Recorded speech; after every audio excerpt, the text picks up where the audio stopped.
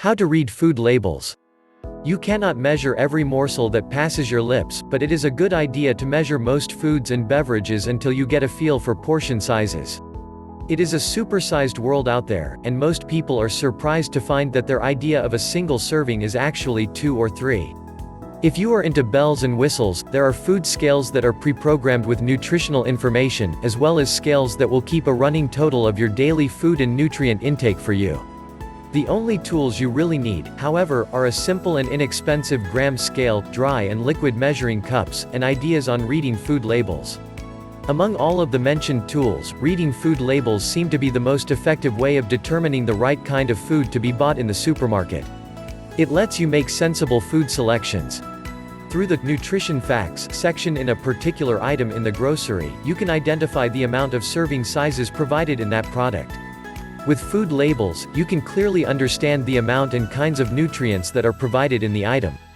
Usually, it contains information on saturated fat, sodium, total fat, fiber, and cholesterol amount per serving. However, understanding and reading these food labels can be very perplexing.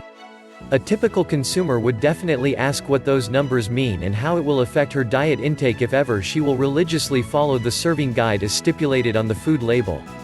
To further have a clear and more comprehensive understanding of the items stated in the food label, here is a list of things that you need to know. 1. Serving size. This is the primary item you will see in a food label. The amount of servings stated in the food label refers to the number of food people usually consume. However, this does not necessarily mean that it reflects your very own amount of food intake. Moreover, serving size determines the number of nutrients that enters the body. This means that if you will follow strictly what the serving size is, you will obtain the same amount of nutrients according to the serving size that was given in the label. For instance, if the serving size says one serving size is equal to 54 grams, that would mean you have to measure 54 grams and eat that, and you have just eaten one serving. So to speak, the amount of nutrients stated in the food label is the same amount that has entered your body, considering the fact that you have just eaten 54 grams. However, if you have eaten everything, and the food label says that each pack is equivalent to 4 servings, you have to calculate the number of nutrients that have entered your body.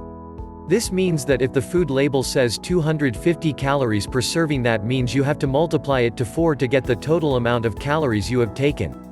2. Nutrients. This refers to the list of available nutrients in a particular item. It is also where the nutritional claims of the product based on the recommended daily dietary allowance are stated. Usually, the nutritional amounts are based on both the 2,500 calorie diets and the 2,000 recommended dietary allowances.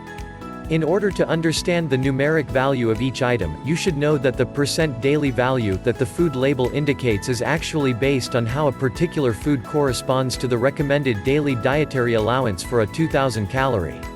If in the event that you have purchased an item that has a dietary allowance different from the 2,000 calorie diet, you just have to divide the stipulated amount by 2,000 and you will be able to identify the percent daily value for the nutrients. 3. Ingredients.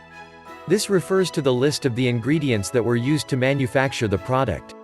The listing is usually arranged from the main ingredients that have a greater amount by weight up to the smallest quantity.